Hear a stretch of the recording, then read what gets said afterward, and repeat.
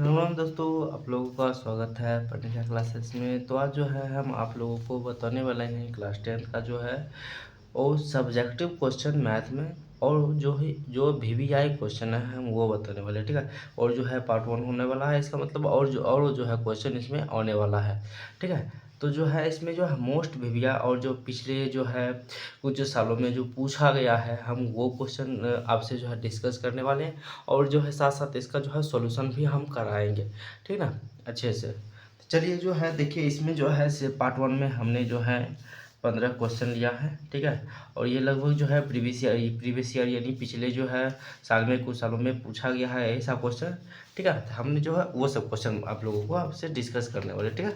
चलिए एक एक करके अच्छे से सॉल्यूशन कराएंगे और अच्छे से आप लोग देखिए, क्योंकि एग्जाम बहुत नज़दीक है तो तैयारी भी अच्छे से करना होगा, ठीक है। सबसे देखिए, इसमें सबसे पहला क्वेश्चन क्या करा है कि अभाज्य गुणनफल द्वारा 24 और 36 का मौसा और लौसा ज्ञात करिए, ठीक है। अच्छे से बनाएंगे। अभाज्य गुणनखंड द्वारा कर रहा है, ठीक है। तो अभाज्य गुणनखंड मतलब होता है गुणनखंड के पहले गुणनखंड निकाल लेते हैं इसका। 2 से 12, फिर 2 से 6, फिर 2 से 3, ठीक है।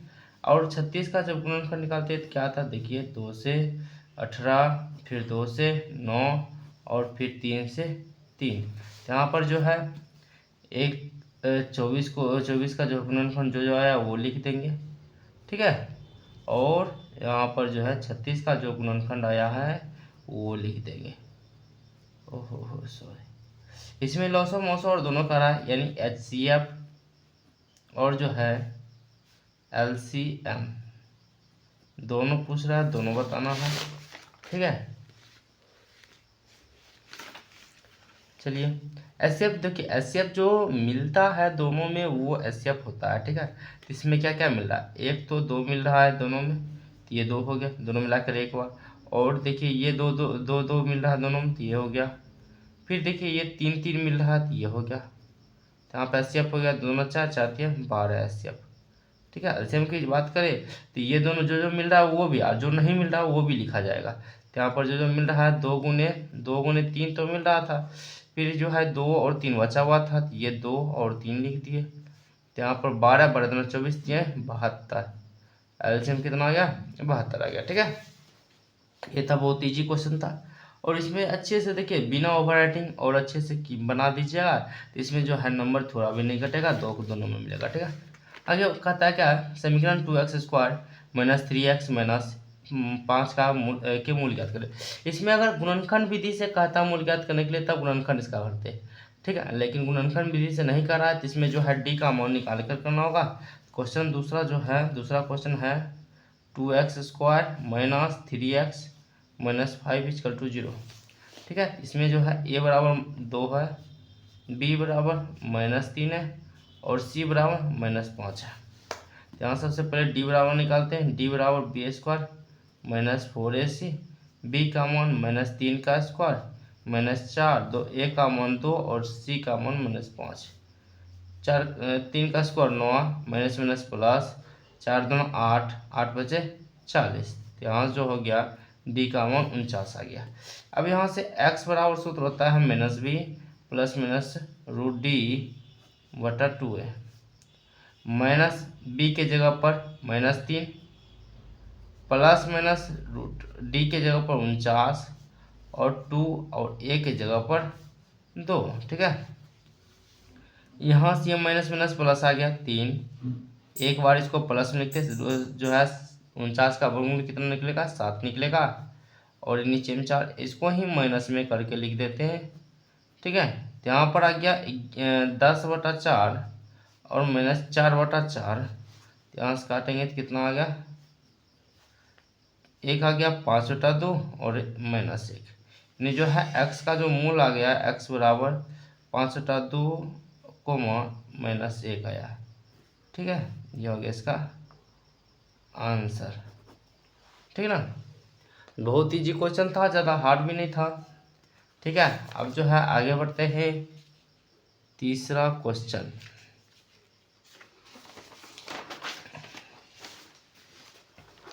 कोई कोई बड़ा भी बनेगा लेकिन कोई कोई जो है तुरंत छोटा भी बनेगा। तीसरा क्वेश्चन क्या कहता है, कहता है क्या, एक द्विघात बहुपद ज्ञात करें जिसके शून्य का योगफल तथा गुणनफल जो है क्रमशः 0 और -4 है। इसमें जो है बहुपद का, द्विघात बहुपद का जो है शून्य का योगफल और गुणनफल दिया गया है। ठीक है, शून्य को का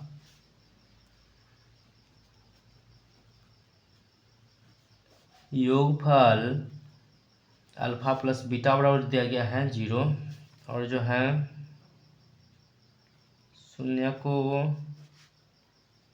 का गुणनफल जो अल्फा इंटू बीटा दिया गया है, ये दिया गया है -4। ठीक है, अब यहाँ पर देखिए सूत्र होता है द्विघात बहुपद बराबर, द्विघात बहुपद बराबर सूत्र होता है क्या, x² माइनस शून्यकों का योगफल, शून्यकों का योगफल इंटू x प्लस शून्यकों का गुणनफल। ठीक है, ये होता है सूत्र। यहाँ जो है x² माइनस शून्यकों का योगफल का मान 0, 0 गुने x आप प्लस शून्यकों का गुणनफल का मान जो है -4 है। तो यहाँ से आ गया x², ये 0 खत्म, प्लस माइनस -4। ठीक है, तो बहुपद आ गया x² -4, यही हो गया इसका आंसर। ठीक है ना, आगे बढ़ते हैं। चौथा क्वेश्चन कहता है क्या, देखिए इसमें जो है हमने जो है ज़्यादा बहुपद का क्वेश्चन लिया है, द्विघात बहुपद का क्वेश्चन लिया है। ठीक है, लेकिन जब आएगा तो उसमें और किसी और का ज़्यादा क्वेश्चन होगा, लेकिन ये जो सब इम्पोर्टेंट है, ये पार्ट 1 है, उसके बाद भी पार्ट 2 आएगा। ठीक है, वीडियो में देखिए अंत तक बने रहिए, कुछ ना कुछ जो है यहाँ से अच्छा चीज़ नॉलेज लेके जाइएगा। ठीक है, क्योंकि एग्ज़ाम का बहुत कम समय बचा है, तो जो है हम कोशिश करेंगे कि आप लोगों को अच्छे से जो है अच्छा क्वेश्चन बता दें। ठीक है, और सलीका कैसे बनना है, कैसे बनाना है, हर एक चीज़ का जो है सलीका से हम सिखा दें। फिर जो है चौथा क्वेश्चन कहता है कि द्विघात समीकरण bx² plus ax plus c बराबर 0 का विवेचक ज्ञात करें। विवेचक मतलब विवेचक बोले या विविक्तर बोले, दोनों एक ही चीज़ है। ठीक है, bx² plus ax plus c equal to 0।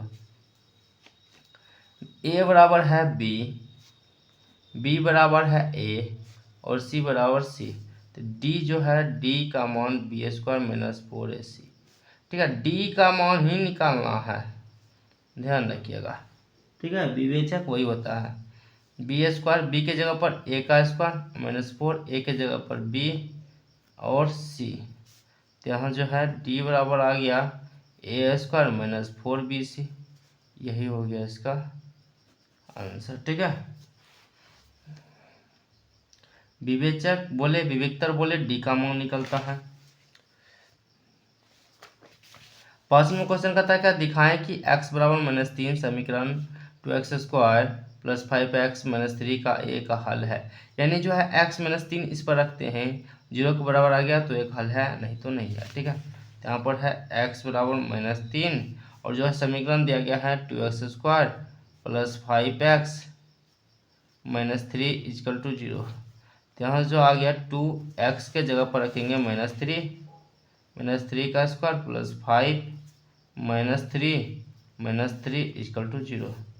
तो यहाँ से आ गया 2 -3 का square 9 minus plus minus 5 3 15 -3 equal to 0 18, ये हो गया 18।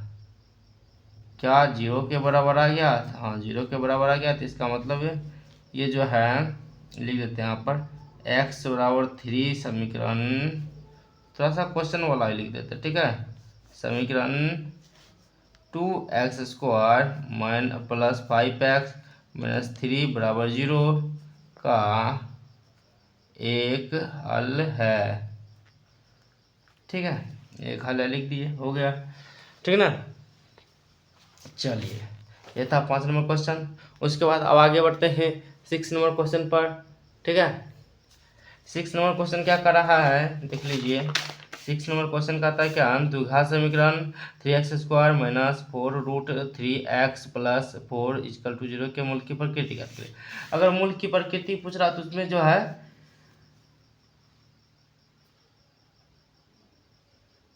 डी का मान ज्ञात करना आवश्यक है, अति आवश्यक है। ठीक है, क्या हो गया 6 नंबर क्वेश्चन। यहाँ पर जो हम समीकरण लिख लेते हैं 3x² minus 4√3x plus 4 equal to 0, A बराबर 3, बी बराबर माइनस 4√3, सी बराबर 4। तो यहाँ जो है डी बराबर p² माइनस 4ac, बी का मान माइनस 4√3 का स्क्वायर माइनस 4, ए का मान 3 और सी का मान प्लस 4। ठीक ना, 4 माइनस का स्क्वायर प्लस 4 का स्क्वायर 16 और 3 का स्क्वायर √3 का स्क्वायर 3, 4 3 12, 4 चौक 16 √3, ओहो 16, ये तो आ गया 0, यानी जो है डी इक्वल टू 0 आ गया। तो मूल जो है वास्तविक है लेकिन समान है। मूलों की प्रकृति यहाँ पर लिख देते हैं क्वेश्चन की तरफ से ही, मूलों की प्रकृति वास्तविक है, वास्तविक तथा समान है। अगर जो है डी से कम आता तो मूलों का प्रकृति को अवास्तविक रहता, अगर डी से ज़्यादा आता तो मूलों की प्रकृति वास्तविक है लेकिन असमान है। 0 में ही सिर्फ समान लिखाएगा। ठीक है, चलिए आगे बढ़ते हैं। देखिए ऐसे अगर करके लिखते हैं तो एक भी नंबर नहीं काटेगा। ठीक है, नहीं तो नंबर कटने की संभावना है। क्वेश्चन नंबर 7 कहता है क्या, समांतर श्रेणी 7 13 9 19 का कौन सा पद 205 है। 7 13 और 19, एक एपी दिया गया है 7 13 19 डॉट डॉट डॉट कहता है कौन सा पद जो है 205 है। ठीक है, 205 दिया गया लास्ट पद, यानी जो है यहाँ पर ए बराबर दिया गया 7, डी की चर्चा करते हैं तो T2 माइनस T1 यानी 13 में से घटेगा 7 बचेगा 6। ठीक है, तो यहाँ जो है अब जो है लास्ट पद हमको नहीं पता कौन सा पद है, 205 है। तो यहाँ जो है a plus n minus 1 into D बराबर 205। a का मान है 7, n का मान पता नहीं लेकिन d का मान है 6 बराबर 205। इधर ये प्लस में तो उधर गया तो माइनस में, n माइनस 1 इंटू 6 बराबर 205 माइनस 7। तो यहाँ से आ गया n माइनस 1, इधर गुना में तो उधर जाएगा तो भाग में, ये घटा देंगे तो बचेगा 198, 198 में 6 से भाग लगाएंगे तो n माइनस 1 एक भाग लगाते कितना आता है 3 3 33 आता है। ठीक है, 33। यहाँ जो है इधर n 1 माइनस में तो उधर गया तो प्लस में आ गया, जो है n बराबर 34 आ गया, यानी 34वां पद जो है 34वां पद क्या हो जाएगा 205 होगा। ठीक है, आंसर। ऐसा करता हूँ ये समझ में आया होगा। आगे बढ़ते हैं क्वेश्चन नंबर 8 की तरफ।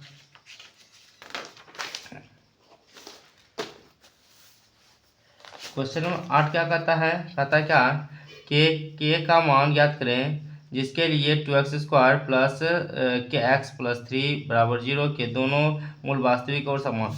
मूल वास्तविक और समान है तो इसका मतलब डी का मान क्या है 0 है, ध्यान रखिएगा। ठीक है, 8 नंबर क्वेश्चन कहता है क्या, 2x² plus kx plus 3 equal to 0, यानी मूल वास्तविक और समान है तो डी बराबर 0 है, तो ये डी का सूत्र होता है b² माइनस 4ac बराबर 0 दिया गया। ठीक है, यहाँ जो है a बराबर है 2, b बराबर k और c बराबर 3।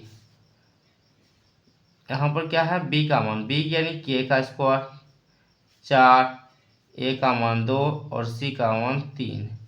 तो यहाँ जो आ गया k² बराबर, यहाँ से आ गया कितना 8 3 24। ठीक है, इधर 24 प्लस माइनस में तो इधर गया तो प्लस में, इधर स्क्वायर में के तो उधर गया तो रूट में गया तो प्लस माइनस लग जाएगा, यानी के बराबर आ गया एक बार प्लस माइनस 4√3 होता ना, तो यहाँ हो गया 2√6।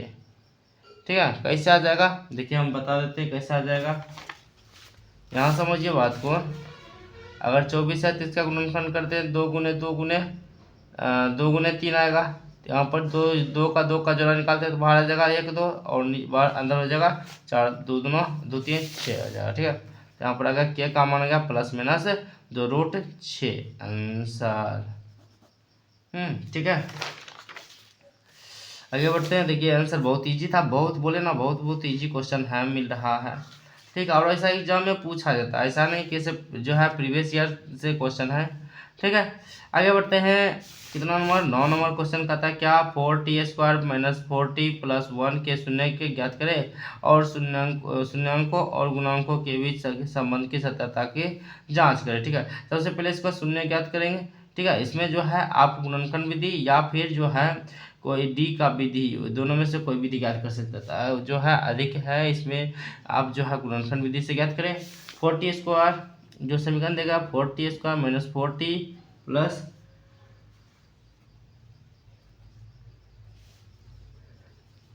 = 0। यहाँ पर देखिए, यहाँ पर क्या करती है, ये से गुना होता है तो 4 हो जाता है। अब देखिए 4 को ऐसा थोड़ी है, जोड़ने घटाने पर 4 और गुना करने पर भी 4। तो यहाँ पर जो है 4t² - 2t - 2t + 1 = 0।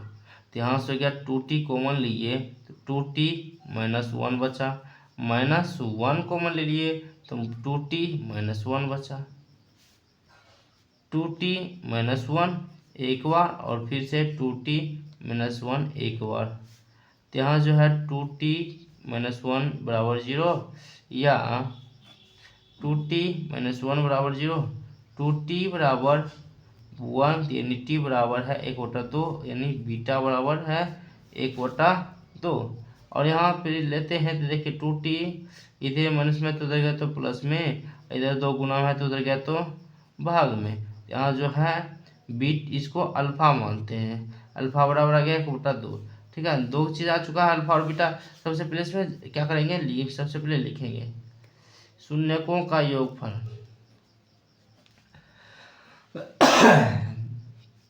शून्यकों का योगफल अल्फा प्लस बीटा, पहले दोनों को जोड़ देंगे। ठीक है, 1/2 + 1/2 आएगा, एलसीएम आएगा 2, 1 + 1 = 2/2 बराबर 1 आया। ठीक है, फिर जो है शून्यकों का गुणनफल ज्ञात करें। शून्यकों का गुणनफल ज्ञात करेंगे तो अल्फा इंटू बीटा सूत्र होता है। तो अल्फा इंटू बीटा यानी 1/2 गुने 1/2 होगा गुना 1/4। ठीक है, अब जो है जांच करेंगे, जांच यानी 4t² - 4t + 1 = 0। ए बराबर आ गया क्या 4, बी बराबर क्या आ जाएगा -4, सी बराबर a।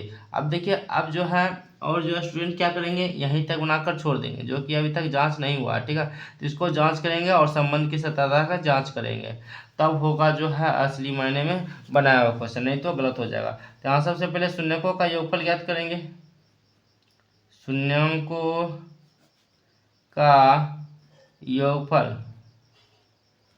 यानी अल्फा प्लस बीटा बराबर सूत्र होता है क्या, अब सूत्र का प्रयोग करेंगे -b के जगह पर -4, a के जगह पर 4। तो यहाँ से आ गया 4/4 बराबर 1 आ गया। ठीक है, अब जो है शून्यकों का गुणनफल, शून्यकों का गुणनफल निकालेंगे। गुणनफल होता है अल्फा इंटू बीटा, इसका सूत्र होता है c/a। c का मान है 1 और b a का मान है 4, 1/4। क्या ये अल्फा प्लस बीटा और ये अल्फा प्लस बीटा मान बराबर है, सही है। और ये अल्फा इंटू बीटा का मान और ये अल्फा इंटू बीटा का मान सही है, दोनों बराबर है तो बराबर है, तो जो है ये दोनों सही है। ठीक है, जांच भी हो गया है, अब ये बिल्कुल सही है। ठीक है, आगे बढ़ते हैं 10 नंबर क्वेश्चन पर। कहता है क्या 5 + 9 + 13 + 17 + ... +81 का योगफल ज्ञात करें। ठीक है, यहाँ पर जो है दिया गया क्या 5 + 9 + 13 + 17 .. अंतिम पद जो है 81 है। ए बराबर 5, डी की चर्चा करें तो 9 में से 5 गया तो बचेगा 4, लेकिन जो है टी एन लास्ट पद 81 है। यहाँ से a plus N minus one into D, पहले इसको देख लेते ताकि जो है n का मान निकल जाए। a का मान है 5, एन माइनस वन डी के जगह पर रखेंगे 4, 81, इधर प्लस में तो उधर गया तो माइनस में, तो 81 में 5 घटा 76, तो एन माइनस वन गुने 4 बराबर 76, इधर 4 गुना में तो उधर गया तो भाग में, तो 19 चौक 76 बच गया।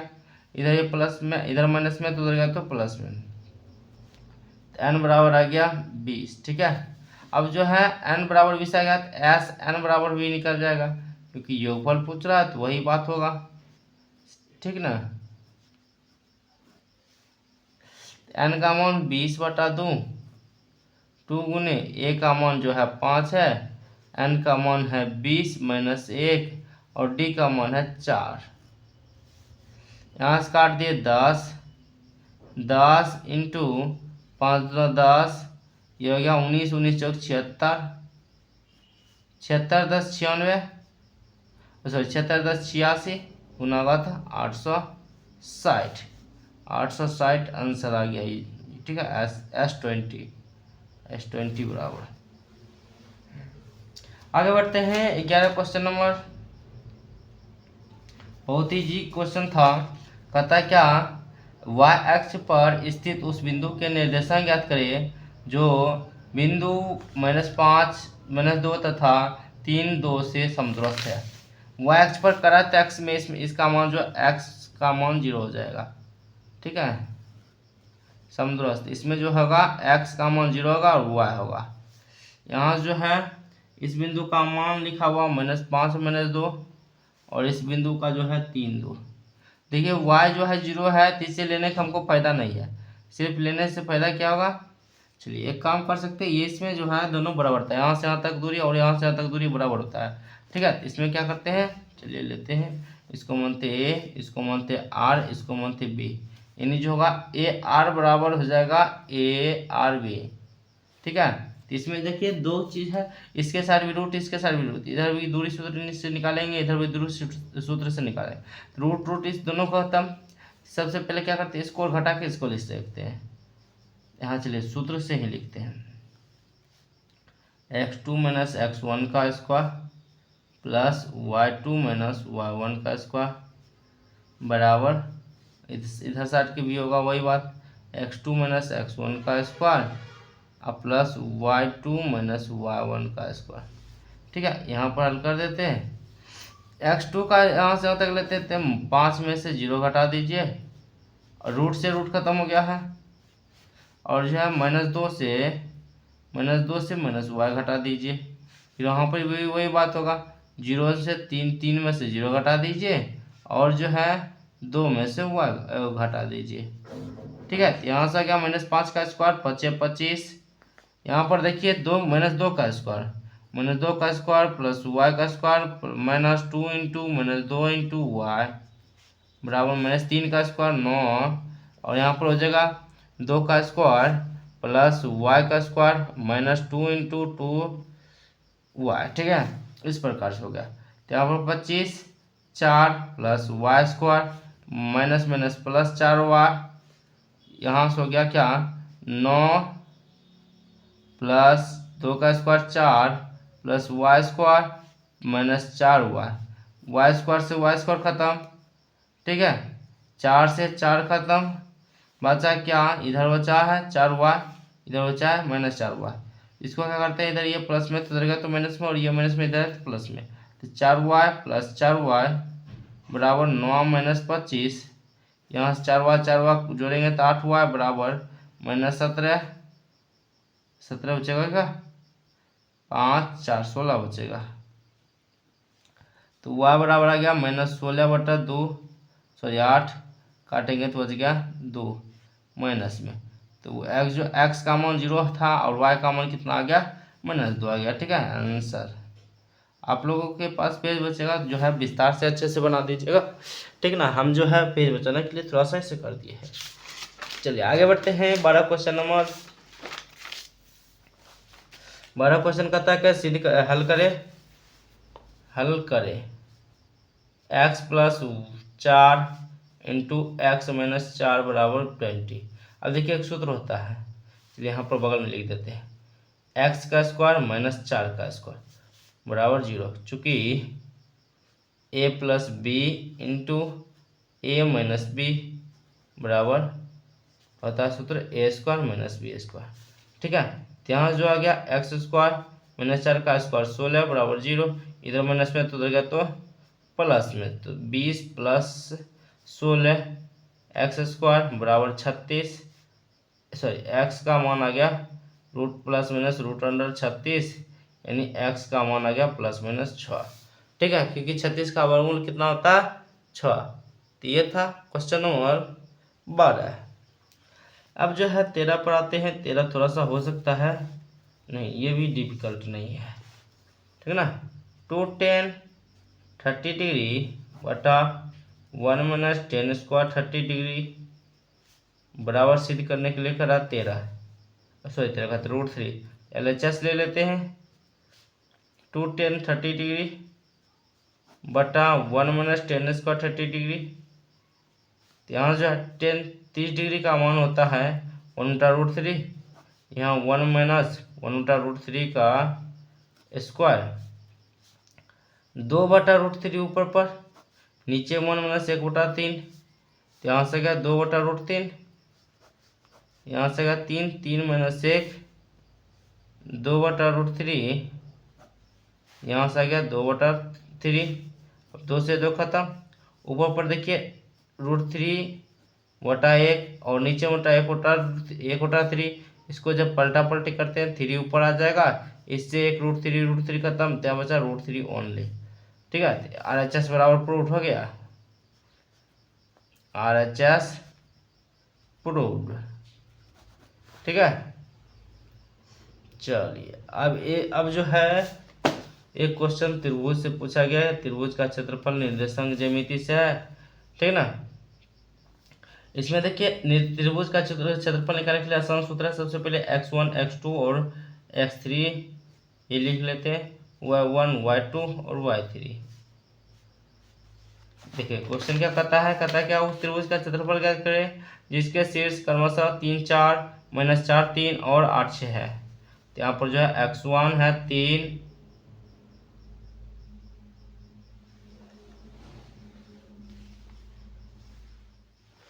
यहाँ पर देखिए जो है x1 है 3 और जो है x2 है -4 और x3 है 8 और y1 है 4, y2 है 3 और y3 है 6। ठीक है, इस प्रकार से लिख दिया। अब जो है यहाँ पर देखिए इसमें इंपॉर्टेंट ये है कि इसमें जो है त्रिभुज का क्षेत्रफल लगाएंगे। त्रिभुज का क्षेत्रफल, देखिए लाइट थोड़ा कम हो गया क्योंकि जो है मेरा जो लाइट था वो डाउन हो गया, इसलिए थोड़ा सा एडजस्ट कर लीजिए, ठीक है ना। सूत्र होता है त्रिभुज का क्षेत्रफल 1/2 mod of x1 into y2 minus y3 x2 into y3 minus y1 और x3 into y1 minus y2 mod of close. ठीक है, 1/2 x1 का मान 3, y2 का मान 3 माइनस 6, x2 का मान -4, y3 का मान 6 माइनस y1 का मान 4, x3 का मान 8, y1 का मान 4 माइनस 3 मॉड ऑफ क्लोज। ठीक है, 1/2 3, ये गुना करेंगे तो -3, सॉरी घटाएंगे तो -3 बचेगा, -4 और ये 2 बचा 8 और ये 1 बचा। ठीक है, यहाँ से 1/2 ये बचा -9, ये -8 और 8 से -8 खत्म, यहाँ बचा 1/2 -9। मॉड के अंदर माइनस भी निकलता है प्लस में ही निकलता है, तो यहाँ से होगा 4.5 वर्ग इकाई। ठीक है, मॉड के अंदर अगर माइनस में रहे चाहे प्लस में रहे, बाहर निकलेगा सभी किस में निकलेगा, प्लस में ही निकलेगा। ठीक है, ये था 14वां क्वेश्चन। अब एक और लास्ट क्वेश्चन जो बचा हुआ है थोड़ा सा हम बता देते, उसको भी कह रहा है कि माध्य ज्ञात करने के लिए निम्नांकित आंकड़ा का माध्य ज्ञात करें। यहाँ पर जो प्राप्तांक इसको लिख लेते हैं, प्राप्तांक विद्यार्थियों की संख्या यानी जो है f है। ठीक है, क्या लिख रहे हैं, विद्यार्थियों की संख्या, ये हुआ x, ये हुआ f। अब एक लिखा था fx। 10, 15, 20, 25, 30 और 4, 6, 3, 2, 5 fx दोनों गुना करने के बाद 40, 15 छक 90, 20 3 60, 25 9 50, 30 25 150। सिग्मा एफ और सिग्मा जो है एफ और एक्स, सिग्मा एफ एक्स क्या जुड़ता है, एक्स जुड़ता है सिग्मा एफ, सिग्मा एफ। ठीक है, इसको जो लेते हैं कितना आता है, ठीक है ना। शायद ये नहीं जुड़ता है, शायद ये जुड़ता है, हम थोड़ा सा कंफ्यूज हो गए। ठीक है ना, ये शायद एक्स होता है और ये होता है एफ। ठीक है ना। ओहो हो, ये थोड़ा सा कर हम देख लेते हैं,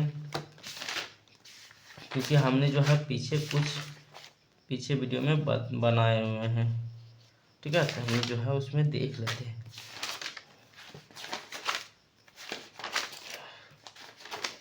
पीछे वीडियो में हमने जो है बनाया है और मैं उसी को देख लेता हूँ, क्योंकि थोड़ा सा हम कंफ्यूज हो गए।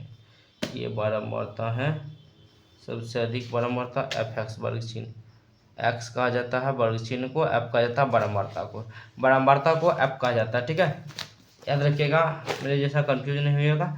ये बारंबारता हुआ तो इसको एफ कहा जाएगा और इसको एक्स कहा जाएगा। ठीक है, तो यहाँ पर जो है सिग्मा एफ को जोड़ेंगे, सिग्मा एफ बराबर 4 6 10 10 3 13 13 2 15 15 5 20 और सिग्मा एफ एक्स को भी जोड़ा जाता है, तो 200 200 200 300 390। ठीक है, अच्छा 200 200 300 390। ठीक है, अब माध्य बराबर सूत्र होता है क्या, सिग्मा एफ एक्स बटा sigma F, sigma F x मानिए 390/20, खत्म। यहाँ से बचा क्या, 18 19.5 माध्य निकल गया। ठीक है, ये हो गया आंसर। ठीक है, जो है ये पार्ट 1 था और इसमें जो है अच्छे से जो इजी क्वेश्चन लिए थे, जैसे ही पार्ट 2 पार्ट 3 आएगा 2-3 दिन तक, और जो है उससे थोड़ा सा क्वेश्चन का जो लेवल जो है, जैसे देखिए हम क्या बोल रहे हैं, हम ये बोल रहे हैं कि इम्पोर्टेंट क्वेश्चन आएगा। ठीक है ना, जो है पिछले जो है एग्जाम में पूछा गया था वो, और जो है एग्जाम में उसके आने की संभावना ज़्यादा होगा वो वाला क्वेश्चन आएगा। ठीक है, वीडियो अच्छा लगा तो जो है अपने दोस्तों के साथ ज़रूर शेयर करें, क्योंकि एग्ज़ाम बहुत नज़दीक है। और यहाँ तक बने रहने के लिए आप लोगों को बहुत बहुत धन्यवाद। मिलते हैं अब नेक्स्ट वीडियो में।